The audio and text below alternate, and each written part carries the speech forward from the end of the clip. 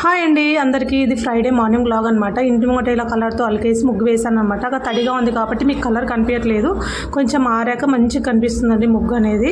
తర్వాత ఇక్కడ సామాన్లు అన్నీ కడిగేసానండి. తర్వాత ఈ నైట్ క్లీన్ చేయలేదనమాట. పొయ్యి అంతా మెస్సీగా ఉంది చాలా. ఫస్ట్ పాల బాటిల్ బాయిల్ చేసి పెట్టేశాను. తర్వాత మిల్క్ అనేది బాయిల్ చేసేసానండి. పొద్దున లేవగానే ఈ పని స్టార్ట్ చేశాను అనమాట. తర్వాత గిన్నెలన్నీ అయిపోయి ఇల్లంతా ఊడ్చేసి నేను ఫ్రెష్ అప్ అయ్యి వచ్చేసి పూజ అయితే కంప్లీట్ అయిపోయిందండి ఫ్రైడే. ఇంకా తర్వాత బ్రేక్ఫాస్ట్ కోసం ఇవాళ దోశ చేస్తున్నానండి.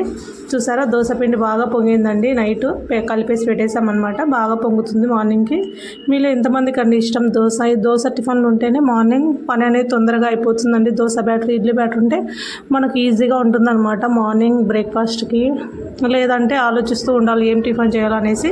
ఇంకా ఇడ్లీ లేకపోతే దోశ ఉందనుకోండి తొందరగా చేసేసి అనమాట. ఫస్ట్ ఇలా గిన్నెలకి చేసి కలుపుకుంటున్నానండి దోశ బ్యాటర్ అనమాట.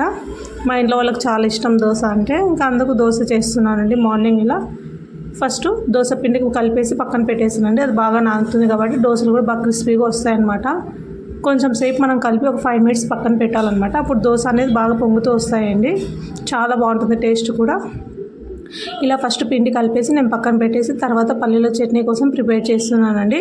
ఫస్ట్ పల్లీలు వేయి చేశాను అనమాట. ఇవాళ ఎండుమిర్చి వేసి చేస్తున్నానండి పల్లీల చట్నీ. ఎప్పుడు పచ్చిమిర్చి వేసి చేస్తాను, ఇవాళ ఎండుమిర్చి వేసి చేస్తున్నానండి. చాలా బాగుంటుంది, నచ్చితే ఒకసారి ట్రై చేయండి.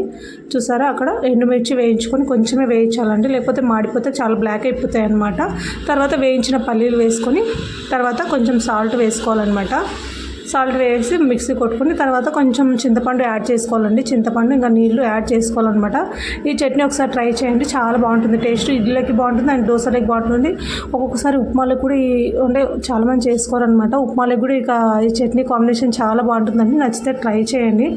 అంటే కొంతమంది పచ్చిమిర్చి పత్యాలు ఉంటారు కదండి, తినొద్దు అనేసి. అట్లాంటప్పుడు మనకు ఈ వట్టి మిరపకాయ వేసి చేయొచ్చండి. పప్పు అయినా సరే చట్నీ అయినా చాలా బాగుంటుంది అనమాట టేస్ట్. ఒకసారి నచ్చితే ట్రై చేయండి.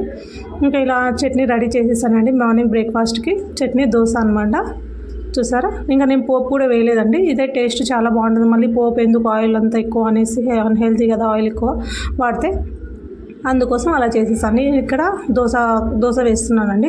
మనం దోశ బాగా పెనం మీద లేవనప్పుడు ఒకసారి ఇలా ట్రై చేయండి. ఫోర్క్కి ఆనియన్ కట్ చేసి పెట్టి బాగా రుద్దేస్తే దోశ అనేది బాగా వస్తుందండి, బాగా లేస్తుంది అనమాట, పెనానికి అతుక్కోదనమాట. చూసారా, చాలా సింపుల్ అండి. రాని వాళ్ళు ఒకసారి ట్రై చేయండి. ఇంక ఇంట్లో వాళ్ళ కోసం అయితే నేను దోశ వేసేసానండి. దోశ ఇంకా పల్లీల చట్నీ అనమాట. ఇది మార్నింగ్, ఇంకా ఇవాళ మార్నింగ్ లాగే చేశానండి. కొంచెం సేపు అనమాట. అనుకుంటారు కానీ యూట్యూబ్ చేయడం చాలా కష్టం అండి. అందరు అనుకుంటారు చాలా ఈజీ, డబ్బులు సంపాదించు, కానీ చాలా కష్టం అండి. చేసే వరకే తెలుస్తుంది. యూట్యూబ్ అంటే వీడియోలు తీయాలి, ఎడిట్ చేయాలి, మనమే తీసుకోవాలి. తీసేవాళ్ళు ఎవరు ఉంటారో, చాలా కష్టం అండి యూట్యూబ్ అనేది. కానీ ఏదో నేనైతే ట్రై చేస్తున్నానండి, కొంచెం అనమాట. ఫుల్ డే వ్లాగ్ ఏం చేయట్లేదు. మార్నింగ్ ఇట్లా ఈవినింగ్ ఎప్పుడైనా ఆఫ్టర్నూన్ అలా చేస్తున్నాను అనమాట.